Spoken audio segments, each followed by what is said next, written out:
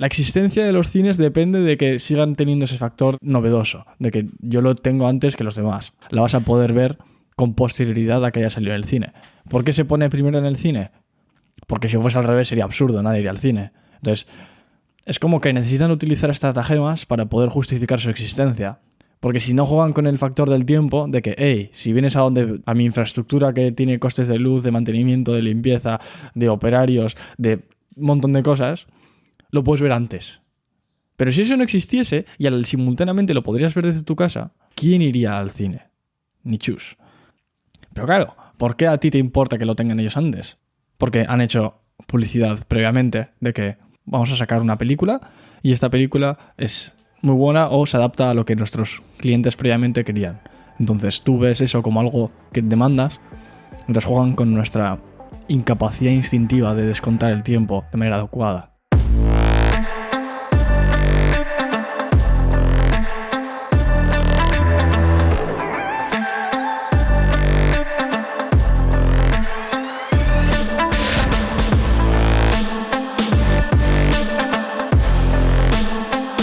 ¿Consideras rentable ir al cine? Pues creo que ir al cine, lo que nos gusta de ir al cine es la experiencia que te aporta.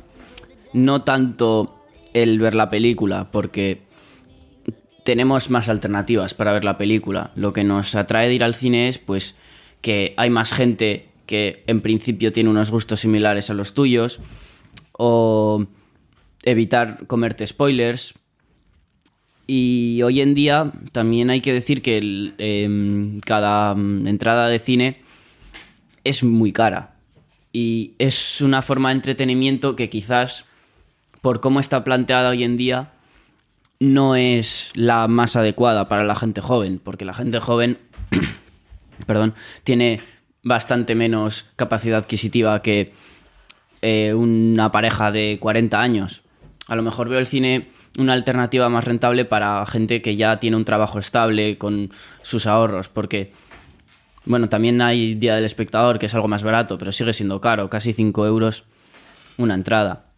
Entonces considero que ir al cine, si te gusta la experiencia de ir, es rentable. Si quieres ir al cine para ver una película determinada, sí que lo considero rentable, pero si sin más vas a ir porque hay una peli que sin más dices, bueno, pues a lo mejor puede estar interesante, tal, no creo que sea rentable ir al cine.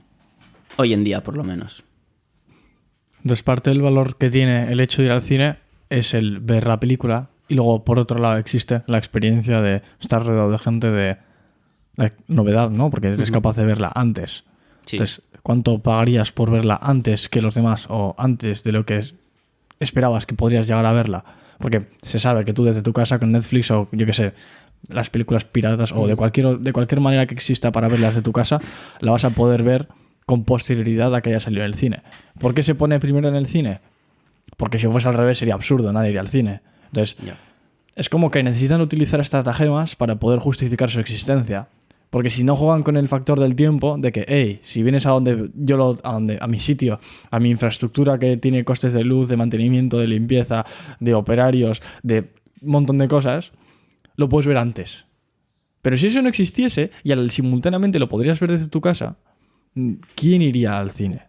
Ni chus. Entonces, parte de la justificación, la existencia de los cines depende de que sigan teniendo ese factor de novedoso, de que yo lo tengo antes que los demás. Pero claro, ¿por qué a ti te importa que lo tengan ellos antes?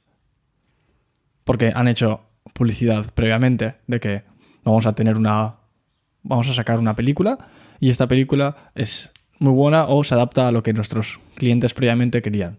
Entonces tú ves eso como algo que demandas, entonces juegan con nuestra incapacidad instintiva de descontar el tiempo de manera adecuada. Es como que hay una tremenda incapacidad de descontar el tiempo como debería. Tú dices, en vez de verla hoy, la voy a ver dentro de un mes. ¿Cuánto pagarías con tal de verla ahora? ¿O cuánto deseas verla ahora en vez de dentro de un mes, conociendo su existencia? Pues muchísimo. Eso no debería de ser así. Si sabes perfectamente que tu tú de dentro de un mes la va a ver, el cálculo económico y sabiendo cuánto te podrías ahorrar en ese mes, no debería de ser de un 8000% la diferencia. Porque en tu casa, yo qué sé, te vas a poner las palomitas, te vas a poner la tele, pues si sumas todos los gastos que te habrías ahorrado si fueses al cine, serían como céntimos, o no sé si llegaría al euro, pero si vas al cine, yo qué sé, igual son 10 o 20 euros. Entonces, ¿cómo puede ser una diferencia tan grande? Pues esa diferencia grande, la única manera... Yo siempre que veo cosas tan bestias que digo, joder, no tiene sentido desde un punto de vista, poniéndome en modo homo economicus, no tiene sentido esto, porque la manera racional de actuar en esta situación sería, vale, pues esta película va a estar en un mes, o en 2 meses, o en 3 meses, o en un año disponible en la televisión, o yo la voy a poder ver desde mi casa, si es que el hecho de ver la película en sí tiene algún valor, que es dudoso, si te pones en modo económico es al 100%, pero asumiendo como dogma que eso fuese el caso, que ver la peli como concepto es rentable, o que es merecedor de invertir recursos en ello, que la vayas a ver ahora, o dentro de un mes, o dentro de un tiempo, no tendría que generarte ninguna diferencia o ninguna sensación negativa. Claro. O no en la misma medida, porque sí que hay una posibilidad de que mueras de aquí a dentro de un mes. Entonces el hecho de que es como que, como no está garantizado el futuro, tiene que haber un tipo de interés. Pero el tipo de interés que exigimos nosotros, ¿cómo puede ser que sea del 8000% a un mes? Cuando hay esos tipos de interés tan elevados, digo tipo de interés porque es en economía, como se le llama, pero es básicamente cuánto estás dispuesto a pujar por tenerlo de manera anticipada. Anticipado. ¿Por qué es un número tan grande? Yo cuando veo un número tan elevado, digo, esto tiene que haber algún tipo de influencia genética de homínido por huevos. No puede ser que alguien racional llegue a la misma conclusión que yo, porque creo que ahora mismo que estoy siendo bastante racional haciendo este juicio.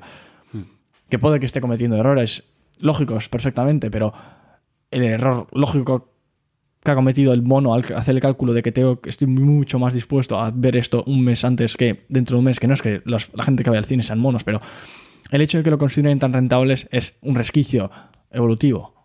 Porque yo lo necesito ya, porque no sé si va a existir en el futuro. Entonces, es 100% influencia evolutiva. Sí.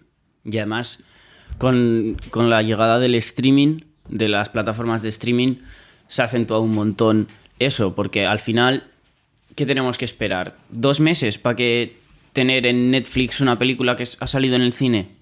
Si es que al final estás esperando 2 meses y tienes esa película que estás pagando, que 10 euros al mes estarás pagando por Netflix, no sé exactamente cuánto es, pero más o menos estimo que estará por ahí. Y tienes todo el catálogo de películas y series que tiene Netflix en comparación con pagar 7 euros para ir a ver una película. Bueno, 7 euros de media al coste al cine no son 7 euros. 7 euros claro, es la entrada. 7 euros la entrada más si te quieres comprar palomitas, bebida, lo que sea. Más transporte, más el tiempo que te gastas en ir y en volver. Claro, sí. Entonces esos al final son costes añadidos. Que si te quedas en casa y la ves en casa, también te puedes comprar palomitas y refrescos, pero es que comprártelos en el súper te sale también bastante más barato. Y también lo del cine al final no es solamente que vayas a ver la película antes.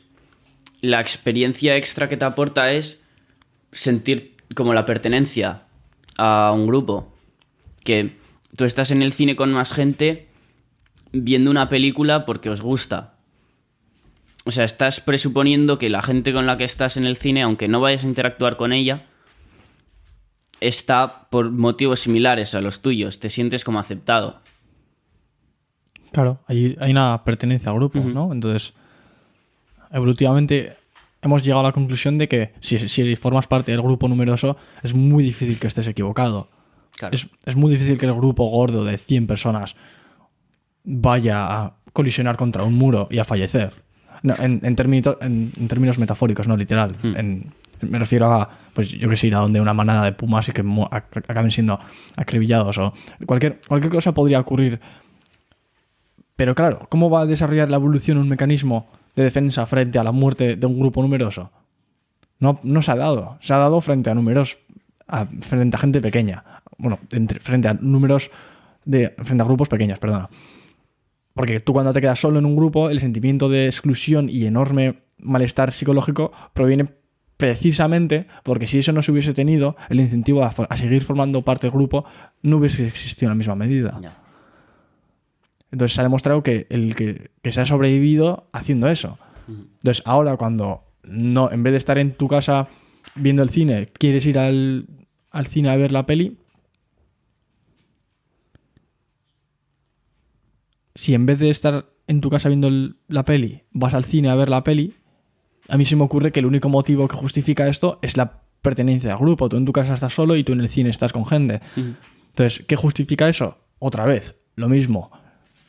Resquicios evolutivos, que no tienen sentido ahora mismo, porque no están mal adaptados a nuestro entorno actual. A lo mejor también quizás tenga también algo que ver con la señalización de estatus. ¿Tú crees?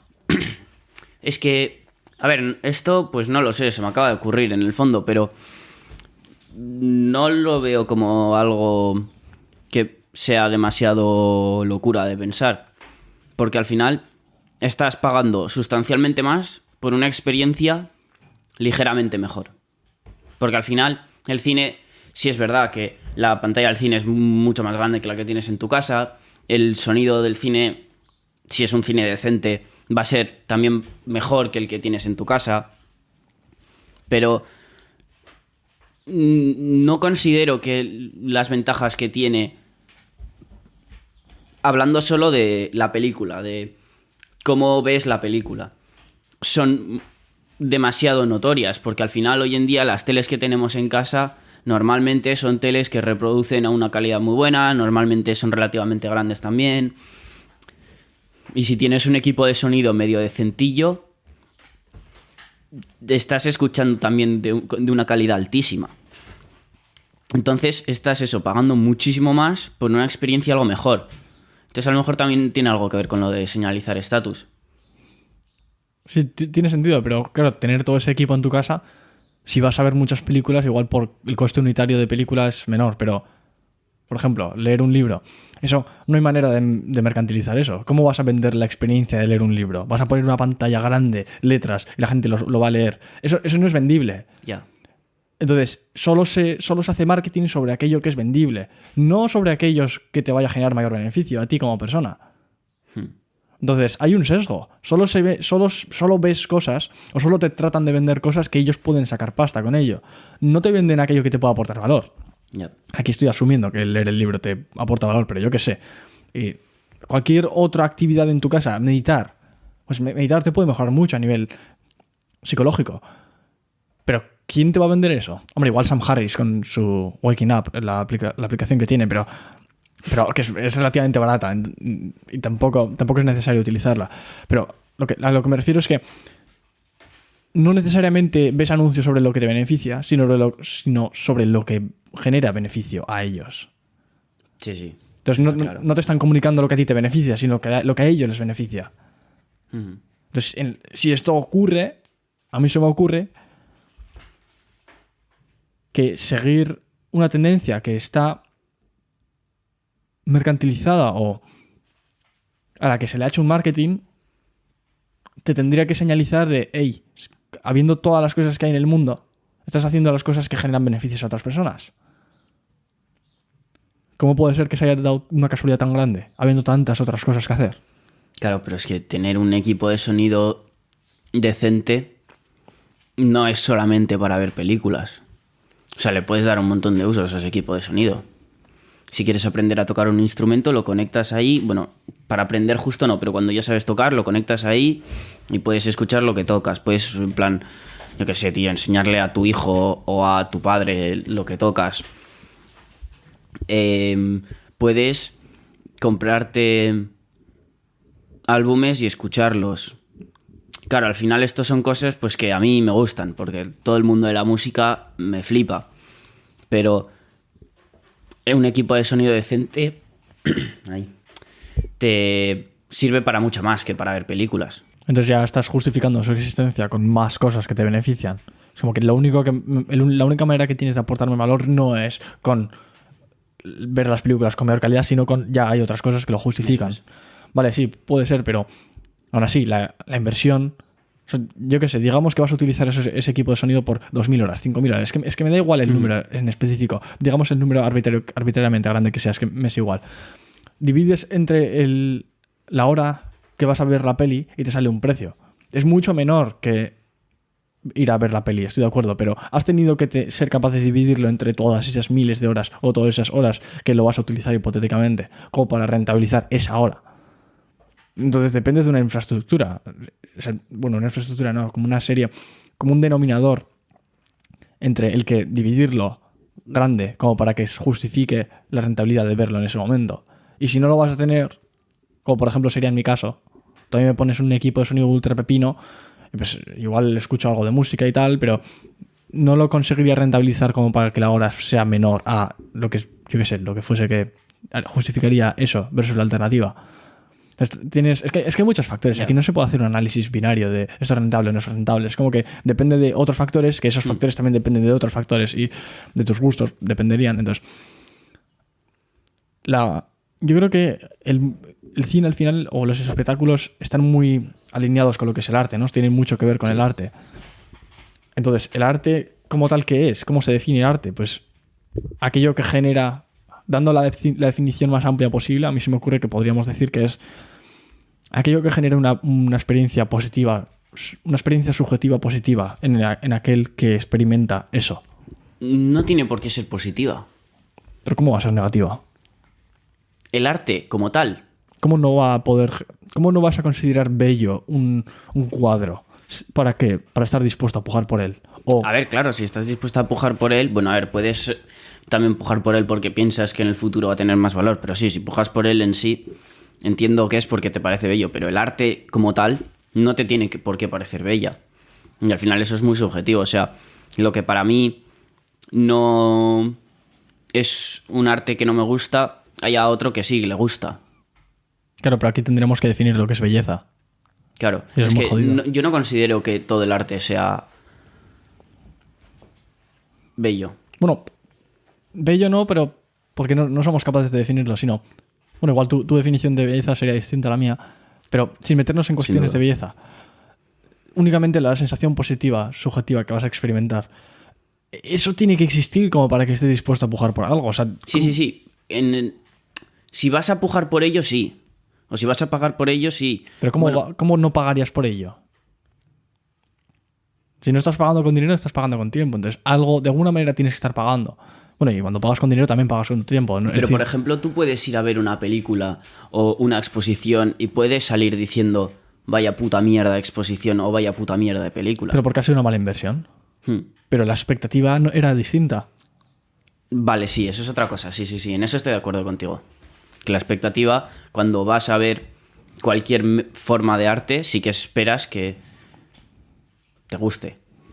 Pues igual tu cálculo ha sido erróneo y tendrías que haberlo estimado como peor de lo que acabó, de que la sensación que te generó, porque acabó siendo mala. Pero tú siempre vas a juzgarlo previo antes de entrar en la sección de arte o donde sea, o antes de ir a ver la peli, como algo positivo. Si no, no tiene sentido, no irías. Entonces, esa sensación que tienes, ¿cómo se justifica? ¿Qué es lo que justifica esa expectativa de sensación positiva que vas a sentir? Pues no lo sé. Es relativamente difícil, pero gran parte del componente, yo creo que como por ejemplo el fútbol, que le esté llamando arte al fútbol, igual a alguien se escandaliza aquí, pero yo creo que es exactamente lo mismo. Sí. Es la sensación de pertenencia a un grupo alimentada por lo mismo que alimenta ir al cine. Si tú quitas el componente, si tú eres capaz de diseccionar a la perfección lo que es las cosas que justifican la rentabilidad de ir al cine o al fútbol, te das cuenta de que es lo mismo. Sí. Sin ese sentimiento evolutivo de pertenencia al grupo, nadie iría al fútbol. Simplemente lo verías desde tu casa mucho más cómodo, sin 1000 borrachos alrededor gritando estupideces, y con verías el espectáculo o el fútbol de manera mucho mejor. Lo vas a ver de cerca con unas cámaras que tienen mucha calidad y desde diferentes perspectivas. La experiencia en sí desde casa es mejor si aíslas la experiencia de ver el fútbol. Pero como no es eso lo único por lo que vas a ver el fútbol, sino que también vas por la experiencia colectiva, ahí ya pues quizás esté justificado. Pero en el cine algo parecido ocurre. Si quitas el componente ese de valor que tiene el ir al cine, porque la experiencia de ir con más gente, si el cine estuviese vacío, irías. Hombre, pues habría gente que argumente que sí, porque el ir solo tiene más valor aún que ir con gente, pero el coste unitario de esa entrada tendría que ser de 400 euros. Entonces no tendría sentido, esa industria no existiría.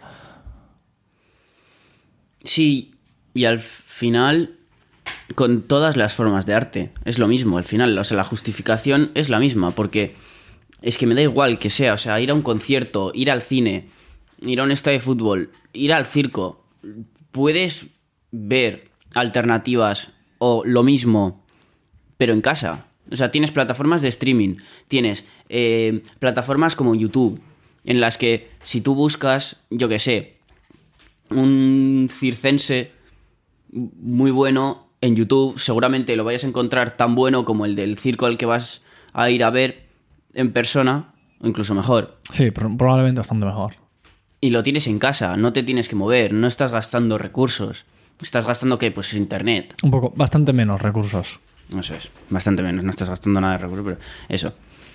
Y al final, lo que justifica ir a ver los espectáculos o el arte, o incluso exposiciones de arte en un museo, o sea, al final es lo mismo, es el sentimiento de pertenencia que te da el estar con más gente ahí.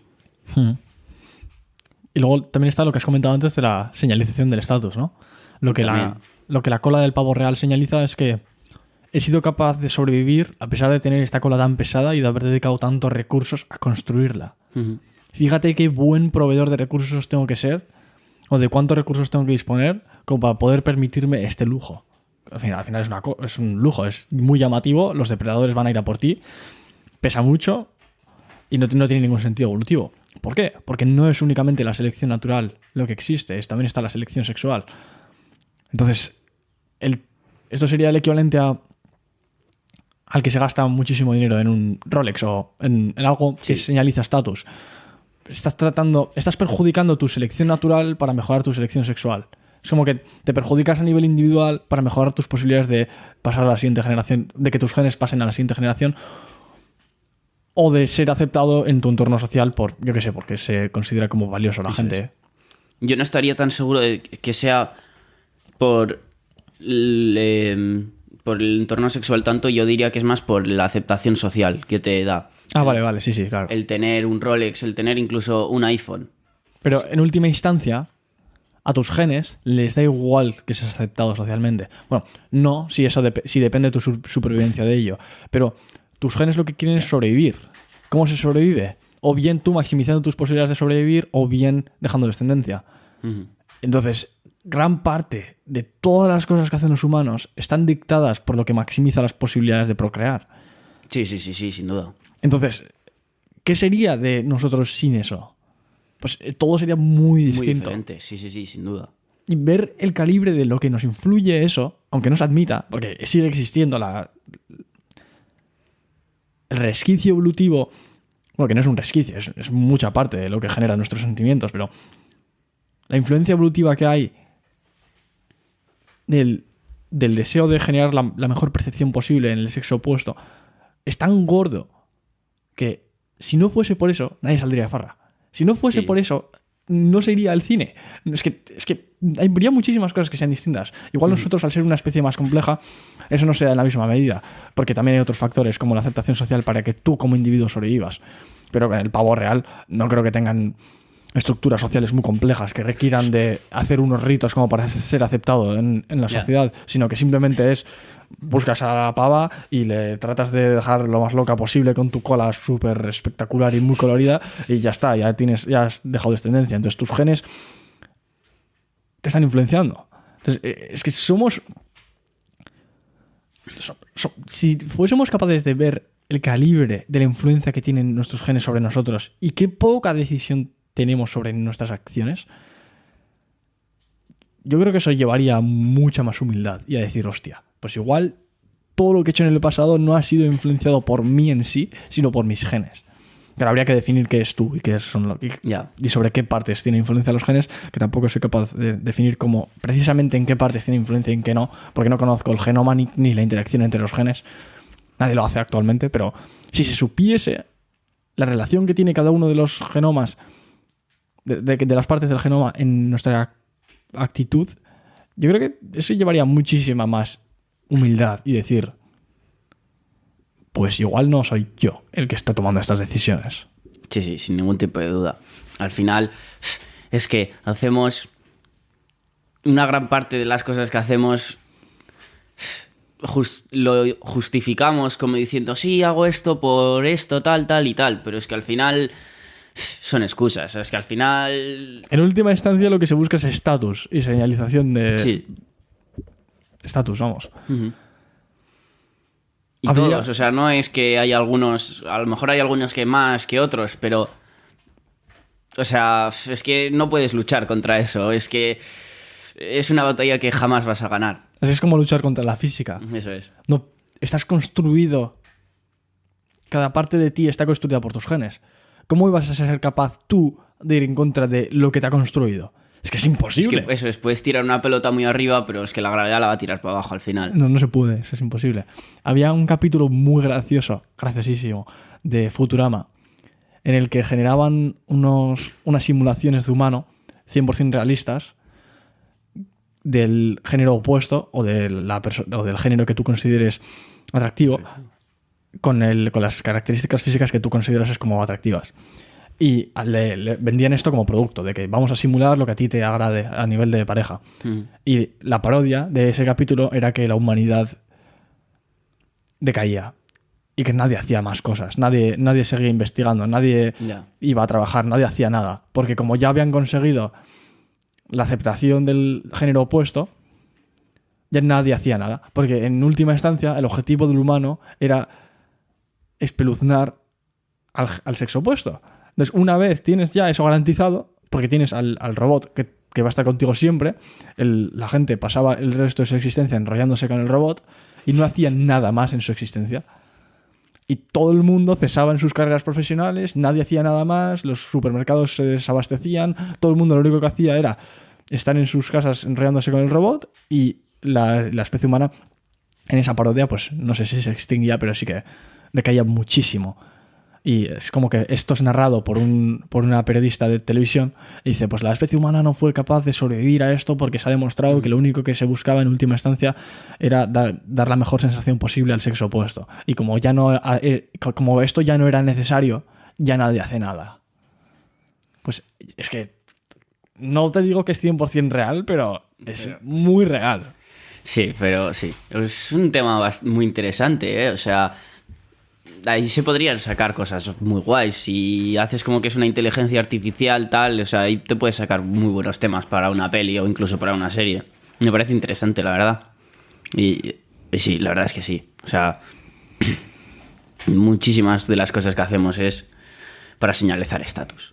Y lo curioso del estatus, Will Storr es un autor y escribió un libro de Status Games, se llamaba. Y hablaba precisamente de esto. Y él hablaba sobre varias anécdotas de que hacer explícito la búsqueda del estatus te quita estatus. Sí. Entonces, una jugarreta muy curiosa y muy guarra y muy graciosa que yo presencio en la vida es que para eliminar estatus de otra persona y subirte el tuyo, señalizas la búsqueda del estatus del otro.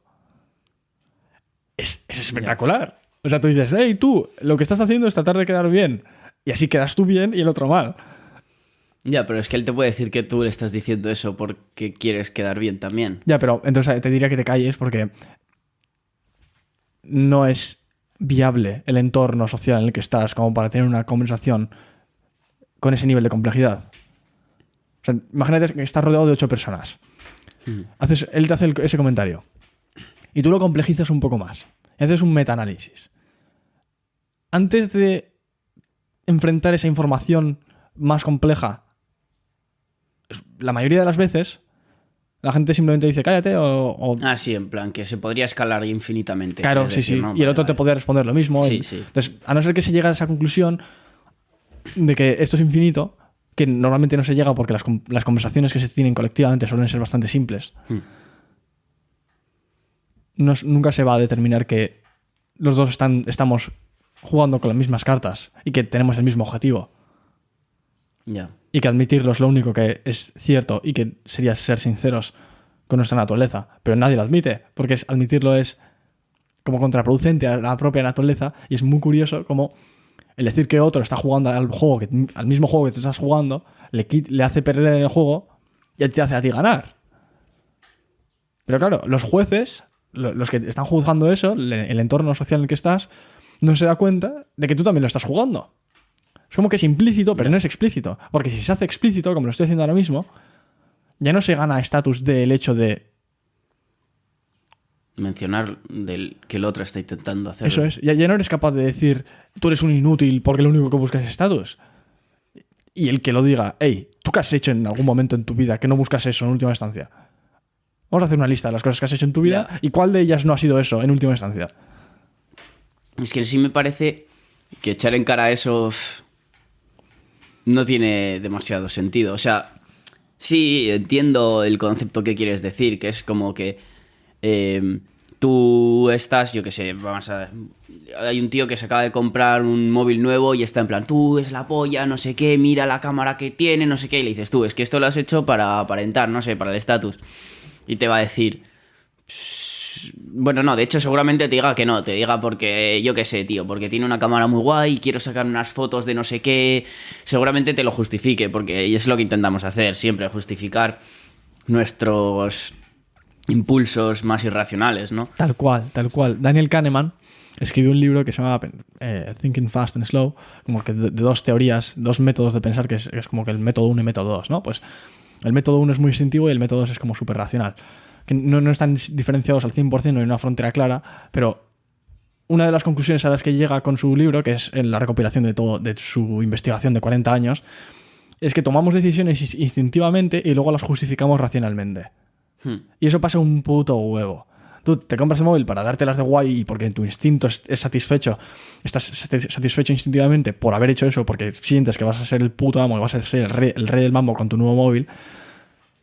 Y luego dices, hostia, soy un puto inútil influenciado por el instinto. No puedo admitir esto. Entonces tienes que justificarlo de alguna manera. Pero es que muchas veces ese proceso no es que tú te des cuenta de que hayas hecho así. O sea, es instintivamente tapas justificas el instinto. Sí, es espectacular. Es subconsciente. Esto no es a nivel consciente. En el momento en el que lo haces explícito y es a nivel consciente como estamos haciendo ahora, te das cuenta de lo gilipollas que somos.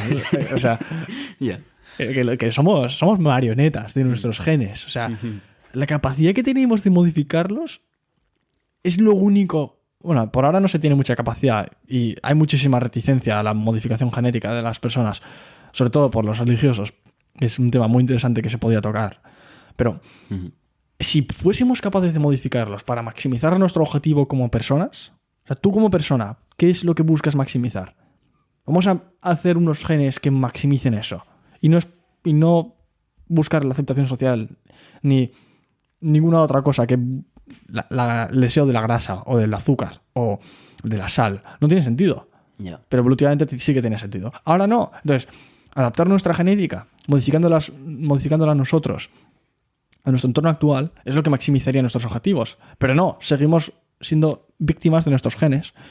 Y Max Tegmark escribió un libro que se llama Life 3.0, Vida 3.0.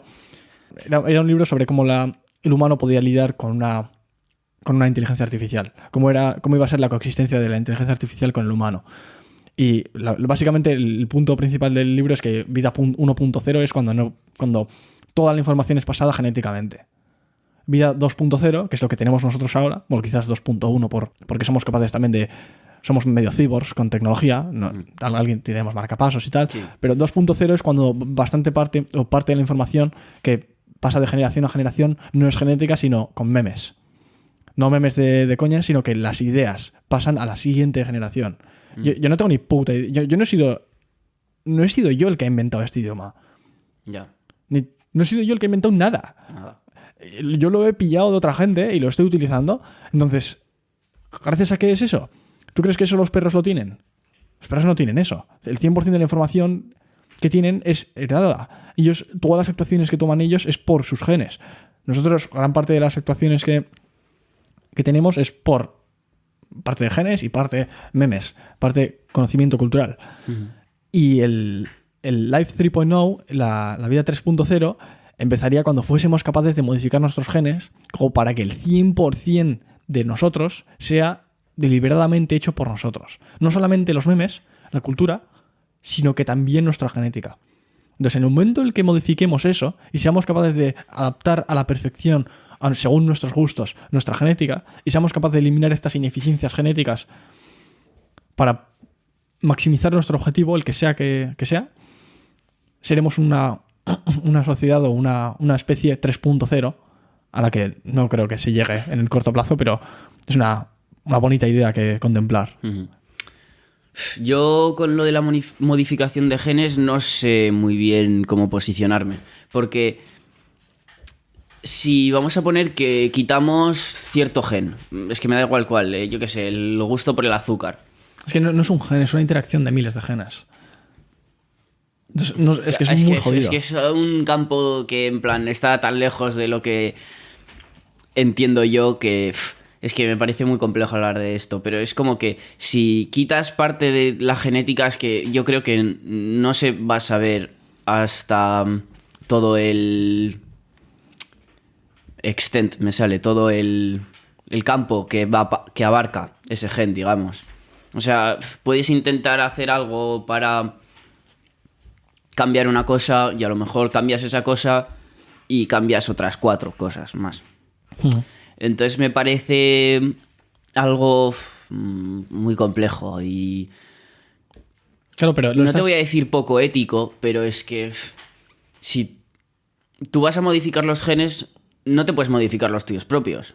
O bueno, no sé, a lo mejor sí, es que no lo sé. Pero yo entiendo que lo tendrás que hacer con alguien...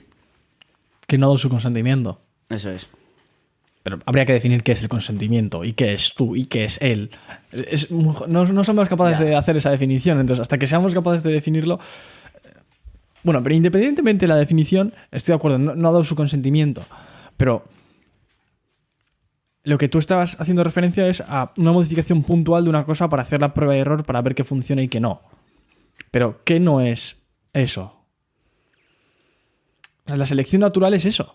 Joder, ya, tío, pero... ¿Qué pasa? Que como es intención mía, como ha habido intencionalidad de un humano, es inmoral. Como no es una evolución ciega, es moral. Es inmoral, perdona. Y la evolución ciega, la generación arbitraria de modificaciones, en la gran mayoría banales, es moral. ¿Eso es moral? O sea, yo entiendo lo que estás diciendo y... O sea, no me estoy oponiendo, estoy diciendo que no sabría en dónde posicionarme.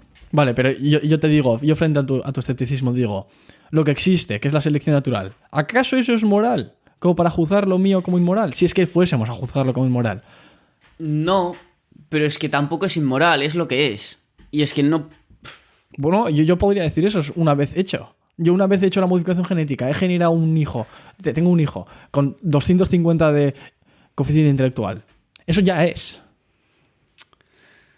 Sí, eso ya es, pero es que no sé... Es que ahí, bueno, no sé, es que a mí es que yo de pequeño me vi las de Jurassic Park y dicen no juegues a ser Dios porque no lo eres. Y si algo puede salir mal, va a salir mal. Y es como que se me ha quedado muy medio en la cabeza y no sé.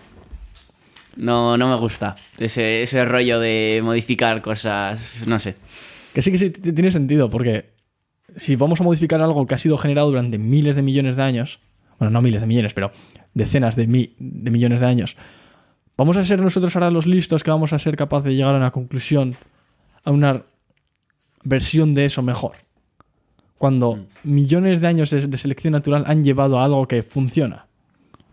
Hombre, a ver, pero también creo que, por ejemplo, problemas como la obesidad sí que están causados por nuestros genes, porque no están alineados con las capacidades que tenemos para vivir hoy en día, por lo menos en Occidente. Y todo, o sea, tú vas a un pasillo de productos de belleza, todo es lidiar con ineficiencias genéticas. Todo. Ya, sí. Prótesis. ¿Por qué las prótesis tendrían que existir? Si podemos tener directamente las mejores articulaciones, los mejores dientes, la mejor capacidad física posible. Y si los genes fuesen óptimos, tendríamos un cuerpo diseñado a la perfección, con unos dientes que se van renovando cada X tiempo, con con unas articulaciones que son renovables, como los... Había un animal que le cortas un brazo y le sale otro, ¿sabes? No me acuerdo Las exactamente. lagartijas. Sí, eso es con la cola, pero Con la no... cola, bueno. Pero sí, había uno en específico, creo que era de agua. Las estrellas de mar también. Sí, puede ser. Ese era uno de los que lo hacen, está pensando en otro, pero no me acuerdo exactamente cuál era el nombre. Pues, ¿eso por qué no ocurre en los humanos? Porque es muy costoso generar un brazo, tiene muchos requerimientos de energía y de materiales. Pero esos requerimientos somos capaces de suplirlos ahora mismo, no antes. Ahora sí, ahora sobradamente. Ya. Yo soy capaz de pagar lo que es el equivalente en material de mi brazo 10 veces al día, si fuese necesario. ¿Por qué? Porque eso son 4 kilos o 5 de carne. Eso es una mierda. No es, en términos económicos eso es poquísimo. Ya. Entonces, en el momento en el que se elimine esa restricción genética que se tiene, vamos a ser capaces de hacer cosas espectaculares y muchísima de la industria desaparecería. Porque no es necesario las lentes, las gafas. ¿Por qué son necesarias? Porque somos estúpidos.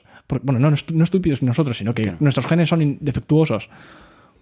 Entonces, hay muchas ineficiencias que no tendrían por qué existir. Hombre, ahí también puedes decir que estamos alargando la vida de la gente prácticamente artificialmente. Sí, exacto. O sea, hace 200 años la gente vivía menos que ahora, de media. de media. Pero eso es una falacia. O sea, la esperanza de vida, definida como cuántos años se espera que vas a vivir cuando en el momento en el que naces, aumenta muchísimo. Pero las personas que llegaban a los 40, un porcentaje elevadísimo de esas personas llegaba a lo que ahora consideramos como edades avanzadas. En plan, físicamente, que era como ahora tener 70. Sí, 70 a los lo de- mejor no, pero... Eso es, que los de 70 entonces aparentaban como los de 70 ahora. O no en la misma... No al 100%, obviamente. Los Estaban... de 40 entonces aparentan los de 70 ahora, ¿no? No. Yo lo que me refiero es que los que llegaban a los 40 antes, porque gran parte de la mortalidad ocurría antes, en las Sí. etapas juveniles, por... Eran vistos como son vistos ahora los de 70. No. Yo lo que me refiero es que una vez llegas a los 40 y has pasado el filtro de la juventud, que es el momento en el que más muertes hay, las posibilidades tuyas de llegar a los 70 eran elevadísimas. A pesar de que la esperanza de vida en ese momento fuese de 40, ¿sabes? Ah. O sea que el deterioro genético que tenemos por los... Hay un concepto en biología que es que la genética, las células, según se van modificando, la genética no se contiene con la misma perfección. Sí, van perdiendo calidad. Eso es. Entonces, eso es lo que se sospecha que genera el envejecimiento. Ujú. Entonces, el ritmo al que creo que son los telomeros. Sí. Al ritmo al que eso se deteriora, no se ha modificado en los últimos 10.000 años. Entonces, lo que sí que se ha modificado es nuestro entorno, lo cómodo que es, o las posibilidades, la mortalidad infantil, eso sí que lo hemos reducido. Entonces, la esperanza de vida, definida guarramente como la definimos nosotros, sí, ha variado muchísimo y vivimos muchísimo más. Pero no se vive mucho más entre los que llegan a los 40. Se vive mucho más entre los que nacen. Claro. Entonces, Vale. las estadísticas son mucho más optimistas de lo que en realidad son. Porque, claro, tú reduciendo la mortalidad infantil, aumentas mucho la esperanza de vida. Pero, claro, te pones a hacer la media entre gente de 80 años y te da una esperanza de vida muy elevada porque han llegado a los 80. Pero en el momento en el que introduzcas a alguien que ha muerto al año, la media te baja muchísimo.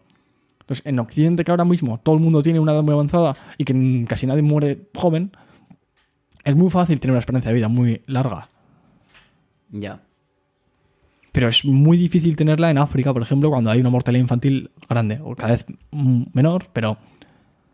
Entonces, la esperanza de vida no es una buena medida, porque se llegaba a edades avanzadas bastante bien. Entonces, eso de modificar nuestra genética tiene razón en que quizás no habría que jugar a ser dioses cuando no somos capaces de tener el conocimiento de los dioses. Porque puede ser que tú pongas una modificación en alguien. Imagínate que tú haces una modificación en mí para que mi estructura ósea sea mucho más densa, que sea imposible eliminar, que sea muy difícil generar una fractura en el hueso, que sea mucho más difícil que lo que era antes, una capacidad muscular mucho más elevada, yo qué sé, adaptada a nuestra situación actual. Y tú dices, joder, aparentemente es perfecto esto. Así que tú ves eso como algo maravilloso, pero tú no tienes ni idea cuál es la interacción de esos genes con otros genes. Ya. Entonces, en el momento en el que juntes a dos personas modificadas de esta manera, ¿cómo sabes tú que eso no va a llevar a alguien disfuncional, que es infértil? No tienes ni idea. ¿Y si no es cuando esos dos interactúen, sino cuando interactúen ese con otro y a la quinta generación se generará eso? Pues hay una posibilidad de que eso se dé. Es baja, pero se puede dar. También es verdad que las posibilidades de que esto se dé son muy bajas, pero al existir estamos exponiéndonos a una posibilidad de un acontecimiento catastrófico. Entonces, habría maneras de hacer una copia de seguridad, ¿no? Tú secuencias el genoma humano actual, que se ha demostrado mediante la selección natural que funciona y que lleva descendencia fértil, lo guardas y con máquinas que son capaces de generar la secuencia en plan impresora 3D, Sí. pues imprime la secuencia humana. Se guarda a modo de copia de seguridad y se empieza a experimentar con humanos modificándoles genéticamente para adaptarles a nuestro entorno actual. Y si la cagamos de alguna manera catastróficamente, es muy difícil que la conciencia humana súbitamente desaparezca porque por una modificación genética. Es como que igual nos damos cuenta que el porcentaje de personas infértiles aumenta muchísimo. Es como que el cambio no puede ser súbito, sería progresivo en caso de que fuese catastrófico, cuando no se ve a primera vista. Entonces, ese cambio progresivo pues seríamos capaces de ir poniendo partes del genoma humano que se sabe que es seguro. Sí. A ver, es verdad que si se llega a ese punto de control sobre la genética, sí que se puede hacer y sí que se pueden hacer como checkpoints, digamos, en plan de esto es lo que tenemos actualmente, que sabemos que va bien. Vamos a probar con tal, y vemos si con esto funciona mejor, tal, y con esto a lo mejor funciona mejor, pues guardamos este también. Pero nos guardamos siempre, digamos, el principal. Pues sí, se podría hacer, pero es que me parece, pues eso, controvertido, porque es que... ¿Y no es más controvertido aún evitar el progreso en esa ciencia? O sea, si hay alguien que quiere estudiar eso y se lo prohíbes, sí. Pero es que no lo sé. Es que esto requiere de interactuar con... ¿Cómo se llama? Gametos, no.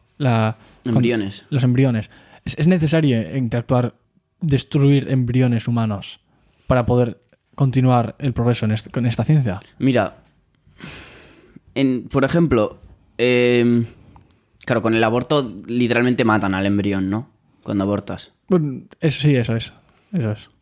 Bueno, no sé si hay alguna manera de la gente que esté embarazada y que quiera dejar de estarlo, si se puede, en plan, hacer algo con ese embrión para, en plan, salvarlo, para que se pueda estudiar. Porque en ese caso, por ejemplo, me seguiría pareciendo... Inmoral, pero no tanto. No sé hasta qué punto justificable, porque estás experimentando sobre alguien que va a ser una persona. No, tenía capacidad de llegar a ser una persona. Y ahí le estás... No sé, es como que le estás... No sé qué le estás quitando, pero le estás quitando algo, no sé. La capacidad futura de volverse persona, ¿no? Eso es. Sí, pero bueno, se supone que si lo que quieren hacer es modificar el código genético para que termine siendo una persona con, yo que sé, más masa muscular, en principio sí que se va a desarrollar, ¿no? Entiendo. Para ver el outcome, a ver si funciona. Claro. Pero claro, también podría darse que la genética que le has metido no sea compatible con la construcción de las estructuras físicas. Porque gran parte de la genética es eso. ¿Por qué tienes carne donde tienes carne y hueso donde tienes hueso? Articulación donde hay articulación. Ojos donde hay ojos. O sea, eso es mucha información. Y las estructuras internas de la distribución de las vísceras es muy compleja. Ya. Y está hecho a la perfección. No ha sido aleatorio. Para nada. Entonces, lo que no es aleatorio significa que ha habido algo dirigiéndolo, que es la genética. Entonces es complejo. Pero eso, lo de los embriones que fueran a ser abortados no sería una solución, porque es necesario modificar el embrión antes de que sea generado. Entonces, ¿cómo vas a...? ¿Y cómo coño haces eso? Modificas la célula, el esperma y el óvulo. Y luego los juntas. O también creo que también podría llegar a ser modificado el nuevo genoma del embrión en sí. Pero... O sea, básicamente... Sería necesario tomarlo para la modificación genética que estás diciendo, literalmente habría que tener como fábricas de embriones. Sí. Es que eso ya me parece muy turbio. Que yo no digo que sea lo correcto, digo que hay que juzgarlo. Y de manera racional. Y oponerse a ello tiene un coste, no es gratuito. Ya. Si nos oponemos a esto, estamos evitando muchísimo progreso en muchísimas partes de nuestra vida. La mejora en la visión, la calidad cardiovascular. Hay muchísimas cosas que estamos diciendo que no a cambio de tener una supuesta moralidad en algo.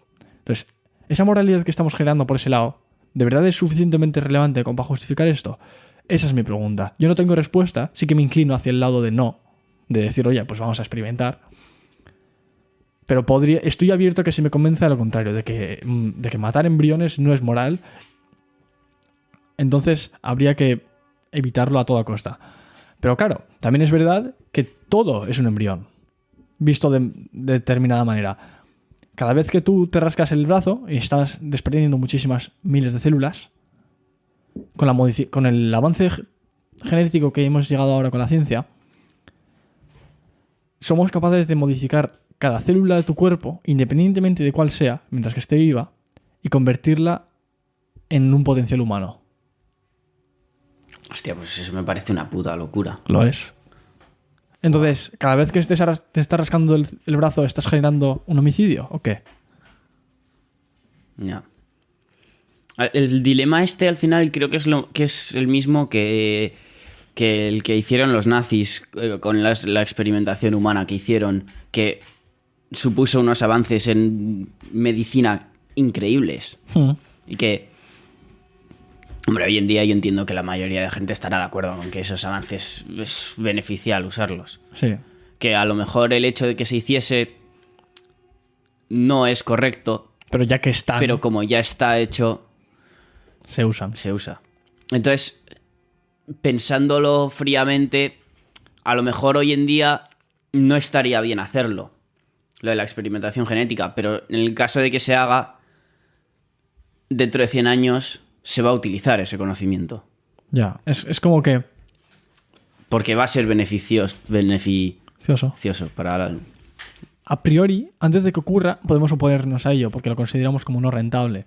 Pero una vez ya ha ocurrido, la manera más ética de actuar es utilizando los recursos que tienes de la mejor manera posible, como constantemente. Esa es la única manera ética de actuar. Entonces, si cuentas con una inmoralidad pasada que llevó a un conocimiento, no utilizarlo es inmoral, porque ya se ha generado todo el coste moral. Entonces, igual el hecho de utilizarlo legitima la acción, entonces en el futuro se llegaría a dar más, pero sin que eso fuese el caso, lo moral en ese caso sería utilizar el conocimiento para mejorar lo máximo posible la vida de las personas que están vivas ahora. Porque decir que no, lo único que va a hacer es que la gente viva peor. No vas a generar nada, ningún beneficio, ignorando esa información o quemándola. Entonces, sabiendo que cada una de las células de tu cuerpo es un potencial humano, ¿de qué manera se diferencia eso de la unión entre un esperma y un óvulo? ¿Cómo se diferencia eso de que ahora mismo seamos capaces, con tecnología, de generar que cada vez que te rascas el brazo estés generando la muerte de millones de potenciales humanos? Es que... ¿Qué pasa? ¿Es que como somos nosotros los que hacemos eso, ya no es inmoral? ¿Cómo es necesario que yo haga algo que se maten todas esas células? No es inmoral.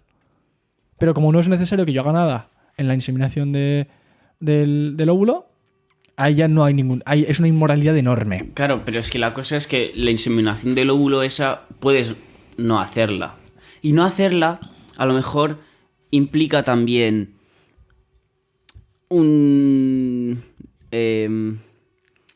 un decrecimiento en la calidad de vida, pero una no mejoría, que también se puede considerar como un decrecimiento, no, una bajada o... Sí, un empeoramiento. Un empeoramiento en la calidad de vida, ¿no? Pero eso en términos morales es equivalente.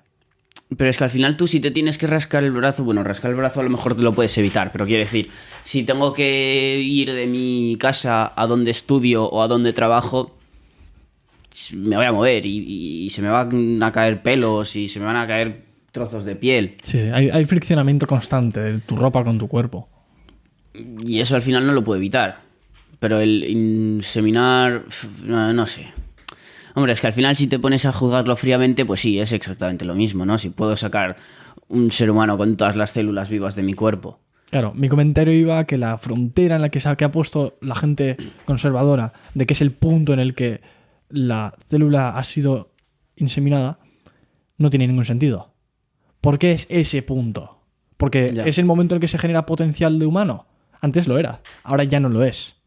Entonces, esa frontera que se estableció para generar para dividir lo que es moral y lo que es inmoral, ya no tiene sentido. Entonces, ese sinsentido que se sigue asumiendo como dogma es a donde yo critico. Es lo que yo digo, esto no tiene ningún sentido. Y aquí nos encontramos con un problema que tenemos los humanos, que es que si evitas una mejoría, no se te condena lo mismo que si generas un perjuicio. Ya. Y si evitas una desgracia, no se te elogia de la misma manera que si generas un beneficio. Había un comandante ruso de la Unión Soviética, no me acuerdo ahora cuál era su nombre.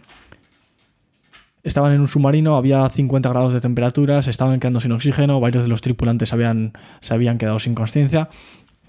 ¿Y ¿Tanto calor dentro de un submarino? Sí, porque se estaban quedando sin energía y no tenían energía como para seguir potenciando el refrigeramiento. No. Y ese submarino tenía capacidad independiente de determinar si utilizaban arsenal nuclear o no.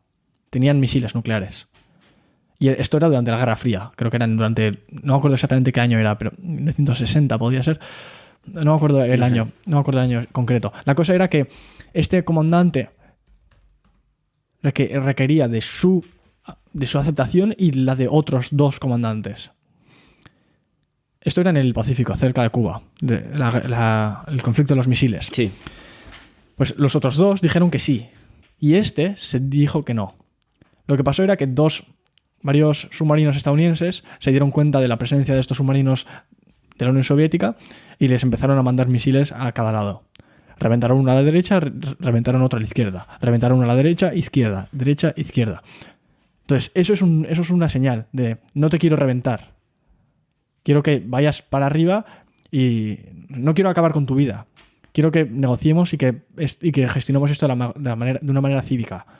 Entonces, los estadounidenses lo hicieron a propósito. Si hubiesen querido, podrían haber reventado el submarino en la primera de cambio. No lo hicieron. Entonces, haciendo el zigzag, lo que estaban señalizando era que esto no es un intento de acabar con tu vida, es un intento de gestionar esto de manera cívica.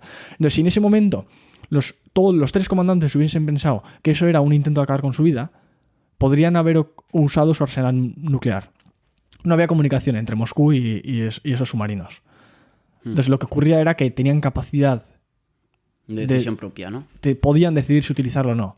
Entonces, no se sabe qué hubiese pasado si lo hubiesen utilizado, pero todo dependió de este hombre. Y si este hombre decidió que no, dijo que no a utilizar el arsenal nuclear. Entonces, se ha especulado a nivel histórico que este hombre evitó la Tercera Guerra Mundial. ¿Cuántos elogios recibió esta persona? Pues, la verdad, poquísimos. No tenía ni idea de la existencia ni de ese tío, ni de la historia esa en general. Pues ejemplos similares han ocurrido muchos. También es verdad que si lo contrario se hubiese dado, sería difícil de presenciar y de juzgarlo, ¿sabes? Tras una Tercera Guerra Mundial, no sé cómo lo hubiese podido juzgar, entonces solo puedo juzgarlo desde un punto de vista en el que eso no se haya dado. Entonces, por improbable que fuese, es como the fine-tuning of the earth, que la Tierra tiene cada una de las características necesarias ajustadas a la perfección para permitir mi existencia. Yo veo eso y digo, ¿qué posibilidades había de que esto ocurriese? Una entre miles de millones. Ínfimas. Sí, pero es que si esto no hubiese ocurrido, no podría juzgarlo como improbable. Entonces solo lo juzgo cuando existe. Entonces lo mismo ocurre con este hombre.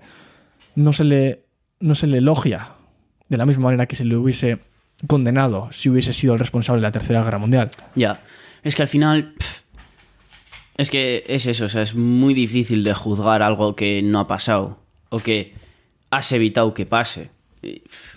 Y ¿se tendría que elogiar más a esa gente que evita que pasen desgracias? Pues posiblemente sí, pero es que es mucho más visible para una persona normal el que hace la acción. O sea, en vez de evitar que pase algo, el que hace que pase algo. Es tangible. Eso es. Pero entonces no estamos juzgando las cosas en términos morales, sino en términos de lo que podemos percibir. Eso es. Entonces, ¿es eso moral? Pues posiblemente no. Posiblemente no sea lo más moral. Pero es que al final... ¿Qué alternativa hay?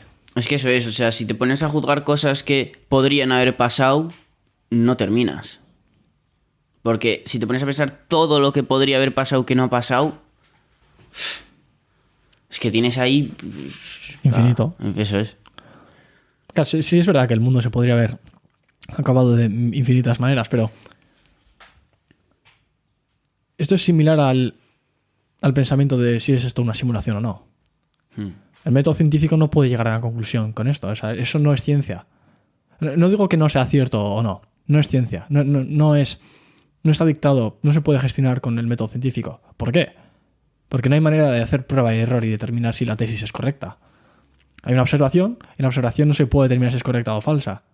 Entonces, como no hay una manera de comprobar la veracidad de tu observación, no es ciencia. Puede ser que sea una simulación o puede que no lo sea. Yo no me estoy posicionando. Yo lo que estoy diciendo es que eso no es ciencia. Entonces, de la misma manera, como no se puede saber si eso es cierto o no, que si hubiese llegado a dar la Tercera Guerra Mundial, si este hombre hubiese dicho que sí, tampoco es ciencia. No podemos replicar la circunstancia. Entonces, como no se puede replicar, las cosas que no están en el dominio de la ciencia no son gestionables por nosotros. No podemos utilizar nuestro intelecto para mejorarlo. Está y está condenado a quedarse ahí. A no ser que, ahora, yo qué sé, pongamos que empujando las esquinas, empujando las paredes de la simulación, llegásemos a ver ceros y unos debajo en algún sitio. Pues quizás habría alguna manera de manera científica de demostrar la existencia de la simulación, pero se me ocurre que los que lo simulan, en caso de que se demuestre la simulación, rebobinarían y eliminarían ese acontecimiento para que no se diese. Entonces no tendría ningún sentido que esto que estoy diciendo de que la ciencia quizás en un futuro podría llegar a demostrar que esto es una simulación, no tiene ningún sentido. Entonces, esas cosas que no entran dentro del dominio de la ciencia, como las cosas intangibles, quizás no sean morales. Pero ¿cómo vas a hacerlo si no? Es que eso es que no tienes nada como para juzgarlo, no tienes una vara de medir que dices, bueno, si ha pasado esto, pues esto ha sido bueno porque ha conllevado tal, tal y tal. ¿Y cuál es el estándar que utilizas? Es que eso es, o sea, es que no sabes a lo que conllevaría. Que puedes intuir que no se tiren bombas nucleares a sitios. Es bueno. ¿Pero en base a qué? Me refería al estándar a qué consideras valioso y qué es moral y qué es inmoral. O sea, el estándar moral último, ¿cuál es? ¿La felicidad humana? ¿Por qué? O sea, en última instancia, no es 100% riguroso nuestras percepciones de moralidad. La moralidad que tenemos también es influenciada por nuestra genética. Sí, y además considero que es relativo, o sea, subjetivo hasta cierto punto, que no es completamente objetivo. Que lo que consideras tú moral no es lo mismo que lo que considero yo moral. En 99% sí.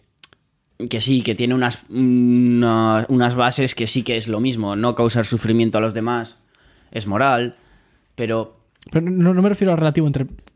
Lo que tú estás diciendo es relativo entre personas, por supuesto. Eso es lo que dice el relativismo moral. Pero es relativo entre... Aparte de la especie humana. O sea, tú algo que no sea humano, que puedes concebir lo que es eso, y dirás, ¿por qué valoraría esto?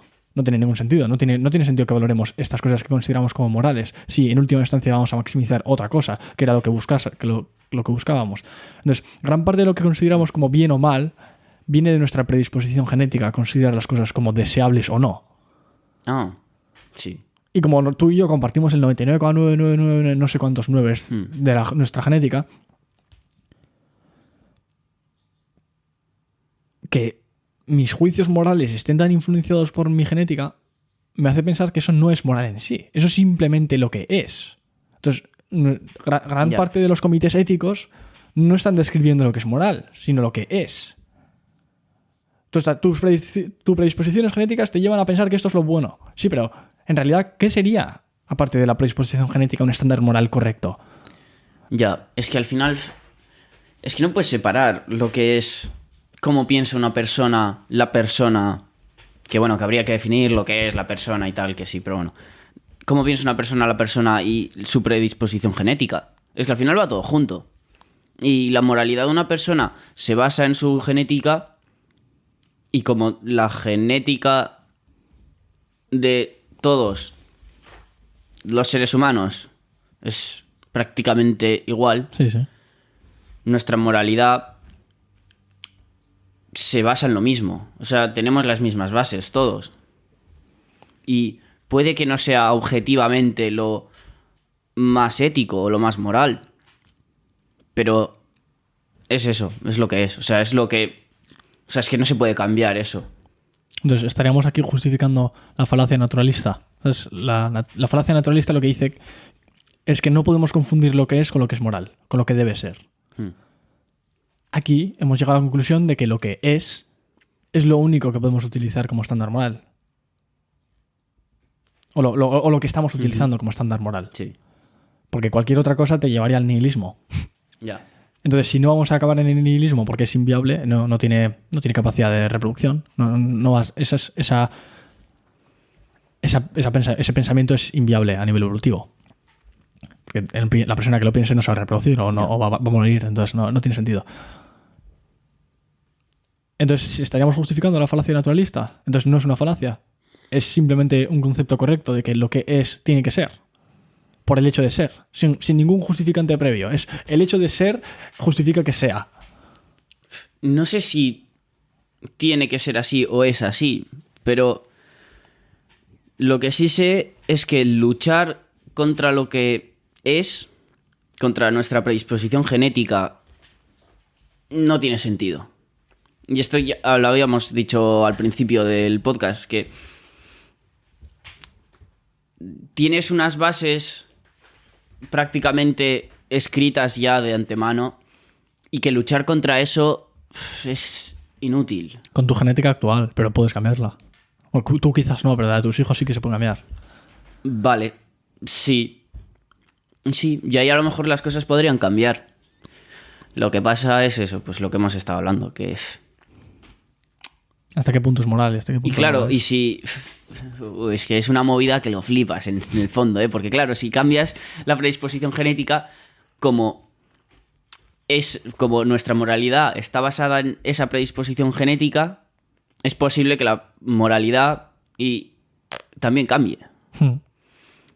Entonces, es una movida que lo flipas. Sí, me acaba de explotar la cabeza. Entonces, ¿te darías cuenta de que quizás lo único correcto a nivel moral es nihilismo moral? El nihilismo al final es, en última instancia... Relativismo moral llevado al extremo. Que todo tiene su valor en su sitio o que nada tiene... O sea, decir que todo tiene valor es como decir que nada tiene valor. Tiene valor, sí. Porque hace falta... La luz es luz porque hay oscuridad. Entonces, si todo es luz, no hay luz. Ya. No está iluminado.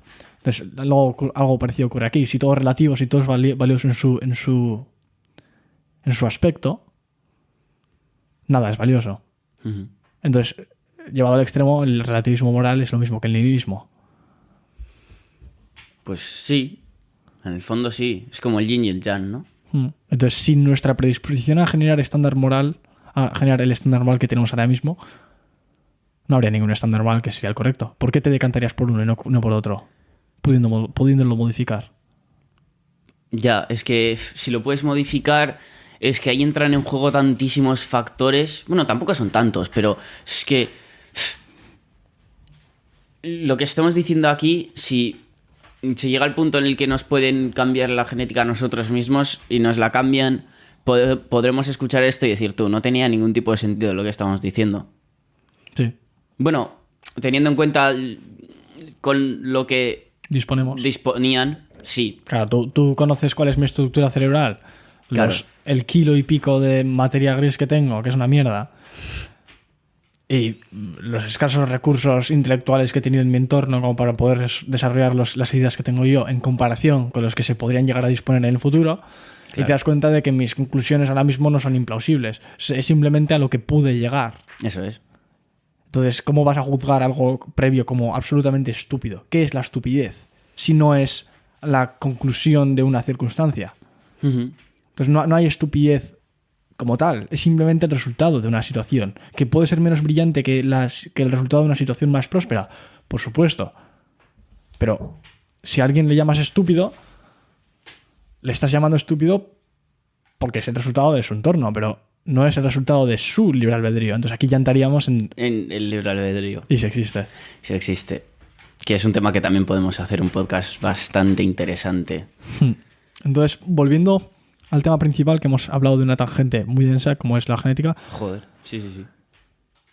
El valor añadido que creo que tienen los acontecimientos públicos, en gran medida influenciados por nuestra genética, como hemos hablado, se ha demostrado que por el mercado que no existe, o que existe en menor medida que lo que se esperaba. Porque antes, con el decrecimiento del coste de la visualización de los contenidos desde tu casa, gran parte de la demanda se ha movido hacia verlo en streaming desde tu casa. Y también hay que tener muy en cuenta que el confinamiento ha hecho que las plataformas de streaming hagan un boom increíble, que la inversión en ese tipo de plataformas ha subido un montón, porque la gente tenía que quedarse en casa. Y te quedas en casa y ¿qué haces? Si quieres ver una peli, ¿qué haces? Pues te compras Netflix los 2-3 meses que hubo confinamiento, tal, y luego dices, pues está bien, no sé qué, me lo quedo, tal. Pues se ve que en ese momento fue un lecho de mercado muy top y se invirtió mucho. Entonces ahora las plataformas de streaming están en una posición muy buena. Que de hecho hay películas que ahora ni se estrenan en los cines. Te ponen para alquilarlas en plataformas de streaming, o sea, tú estás pagando la plataforma de streaming y te ponen como una semana de que tienes que pagar, yo que sé, 10 euros para alquilarte la peli una semana antes de que salga o algo así, y la gente la paga. Claro, porque se le presupone a la plataforma como capaz de generar contenido de calidad, como ya ha hecho en el pasado. Eso es. Entonces, la inversión que está haciendo Netflix en contenido nuevo, propio, es enorme. Sí. Creo que ronda los miles de millones. Entonces, sabiendo que es una cantidad tan absurdamente grande y que eso es solamente la respuesta a lo que el mercado demanda, te das cuenta de que en realidad el valor de la visualización de ese contenido está en el contenido en sí y no en la experiencia de ir al cine. En gran parte sí. Entonces, esas personas que juzgan su sector como espectacularmente valioso, como todo el mundo lo hace, Sí. O sea, da igual qué sector. Si un sector se lleva una hostia, los de ese sector van a decir, ¡hey! Nuestro sector es estratégico. Requerimos de la continuidad de nuestro sector para que la prosperidad humana siga continuando. Entonces, le pega una patada al mercado y le dicen, ¡hey, gobierno! Tú que consigues recursos coactivamente, dámelos a mí, porque así se mantiene la prosperidad humana. Y el mercado dicta que yo no continúe, pero ir en contra de lo que dicta el mercado es positivo en esta circunstancia. ¿Por qué? Porque mi sector es estratégico. ¿Quién no ha dicho eso cuando su mercado estaba a punto de desaparecer? O sea, Ya. todo el mundo diría eso. Sí. Entonces, ¿el Estado qué está haciendo? ¿De seguro frente al cambio? Da igual lo que pase, da igual la tendencia del mercado que varíe. Todo lo que es ahora la economía, la distribución exacta, este pensamiento llevado al extremo, llevaría a que la distribución exacta del PIB español ahora mismo es lo correcto. Entonces, que no varíe. Que los porcentajes exactos que se dedican a cada una de las partidas de la economía española sea lo que vaya a ser en el futuro. Si el 5% del PIB se dedica a cine, que no, creo que es bastante menos, que el 5% siga dedicándose al PIB en el 2080. Y no, lo peor no es que ese 5% se siga dedicando en el 2080, es que de ese 5% te van a ir pidiendo que lo subas.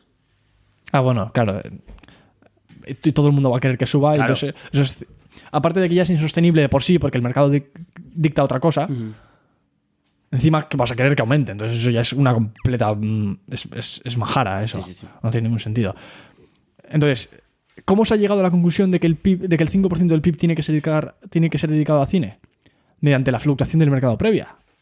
Entonces, ¿Por qué 5? Porque antes era 4, y porque antes era 6, y porque antes era 3. ¿Por qué no vamos a poner lo que era en el primer momento de la existencia de la vida en el universo?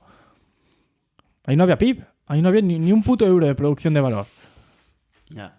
Entonces, ¿cuál es el punto en el que determinas, este es el punto en el que a partir de ahora todo tiene que ser así? ¿En la transición a la democracia española? ¿Y por qué la transición de democracia española es algo relevante a nivel mundial? ¿Que los otros países tienen que utilizar ese estándar? Ya. Igual, ¿qué tienen que utilizar? ¿Su transición a la ¿Por qué democracia? no antes? Eso es. ¿Por qué Antes no de la antes? dictadura. Eso es. Porque, bueno, se asume que la dictadura es inmoral, que claro, por supuesto que Sí. lo es. Pero ¿por qué es moral la democracia? Ya. Pues no puedes establecer una frontera. Entonces, las personas que establecen esas fronteras y dicen, aquí es lo correcto, qué casualidad. Las personas que establecen fronteras les beneficia a ellos. Nunca vas a encontrar una persona que diga, vamos a poner aquí una frontera. Lo que pasa de aquí en adelante, tiene que ser igual que lo que pasa en este momento. Oye, qué casualidad que lo que pasaba en ese momento, tú estabas de puta madre en ese momento. Ya. ¿Por qué no pones el punto en el que tu sector era completamente marginado? Entonces te das cuenta de que todo el mundo solo es oíble o solo es visible lo que beneficia a los demás. Volvemos al mismo sesgo desde otro punto de vista. Solo se mercantiliza, solo se vende, solo se publicita lo que les beneficia a los que lo están haciendo. Ya. Entonces, nada se hace por el hecho de que no te beneficie o porque se considere que es beneficioso para la humanidad en sí. El altruismo no existe. Buscas perpetuamente tu beneficio. Ya. Sí. Entonces, es una mezcla de inexistencia del altruismo con predisposiciones genéticas, que las predisposiciones genéticas llevan a actuaciones que aparentemente son altruistas, como el gen egoísta te hace querer comportarte con tu grupo de manera supuestamente altruista, que tú te perjudicas para beneficiar al colectivo. Pero eso no es que tú seas altruista, eso es que el gen es egoísta. Eso Tus genes están en tu comunidad y sobreviven, se maximizan las posibilidades de sobrevivir mediante una Cuando parte. hay alguien que se sacrifica. Eso es. Entonces, ese altruismo tampoco es altruismo, sigue siendo egoísmo de alguien. ¿De quién? Del gen. Entonces, relativamente se podría llegar a considerar que algo es altruista si eres suficientemente ignorante. Pero si te das cuenta de la big picture, Sí. de la imagen completa, te das cuenta de que no hay altruismo, de que todo es beneficio propio. Entonces, la predisposición genética que tenemos por un lado hace que se den esas circunstancias, y se ha demostrado que el mercado no dicta que no se demande el cine como se demandaba antes. Entonces los del cine ahora están diciendo, queremos mayores subvenciones o queremos mejor trato. Pero si el mercado está dictando lo opuesto, ¿quién eres tú para oponerte al mercado? O sea, para oponerte a lo que dicta el mercado tienes que tener los huevos muy gordos y tener una tesis muy dura. Yo no soy quien para hacerlo. Ya. Bueno, sí me considero quien en ciertas cosas porque soy capaz de tener una tesis, creo yo, sólida para ir en contra del mercado, como varios fallos de mercado que hemos llegado a hablar en este podcast. Pero las personas que dicen que su sector necesita subvenciones no parten de la tesis de que hay un fallo de mercado. Parten de la tesis de que es lo que les beneficia y tratan de decir... No, al final yo creo que eso es lo que hemos dicho antes, lo de intentar justificar razonadamente un instinto que te sale irracionalmente. Que es, yo estoy ganándome la vida de, vamos a poner los actores, por ejemplo, de hacer películas y veo que cada vez los cines están perdiendo rentabilidad. Por lo tanto, las productoras están invirtiendo menos en las películas que hago yo para ganarme la vida. El gobierno tiene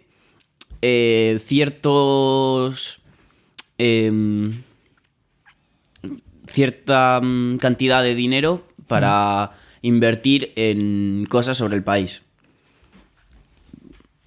Y yo creo que... ¿Cuál va a ser la distribución de esa inversión? ¿Va a ser invertido en cosas que le perjudica al gobernante o que le beneficia al gobernante? Hombre, pues, 100% que le beneficia. Lo que se trata de maximizar no es el beneficio social, sino el beneficio del gobernante. claro. La posibilidad de reelección. Entonces aquí ya entramos en que se hace lo que genere beneficio tangible y perjuicio intangible. Es una desgracia, es una tragedia de los comunes. Sí. Y esta tesis, que es solidísima, aboga por la libertad de mercado. Entonces, si los del cine no son capaces de tumbar esta tesis, no deberían de ser capaces de exigir ningún tipo de subvención. Entonces, para concluir ya más o menos, ¿tú dirías que el cine está en peligro de desaparición? Yo no sé lo que va a ocurrir en el futuro, pero sí que puedo decir que en el pasado se demandaba más y ahora se demanda menos. Entonces la tendencia del mercado es a que eso desaparezca o que se use menos. Porque sí que habrá, los VHS últimamente están volviendo, los vinilos. ¿Por qué? Porque una especie de nostalgia sobre el pasado. Entonces eso es el mercado al final. Sí. Quizás sea irracional, pues sí, podría ser irracional, pero es el mercado. Entonces, si el mercado es lo que dicta, y hemos llegado a la conclusión de que el mercado es lo mejor que tenemos, siendo malo, el mercado tiene muchos fallos, pero es lo mejor que tenemos. Quizás podría ser mejorado con la intervención del Estado, sí, pero cada intervención tiene que ser rigurosamente justificada, no con un simplemente a la sociedad le beneficiaría mi existencia sin estar realmente justificado. Ya. Encima, se tiene que alinear tu interés de seguir viviendo, ganándote la vida con el interés del político para darte la subvención y que sea visible el beneficio. Y debería estar también con el interés del ciudadano.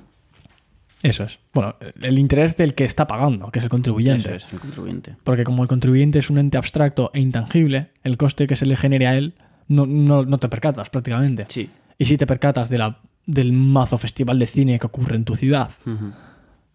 Entonces, eso lleva al vicio. Eso es la definición de vicio.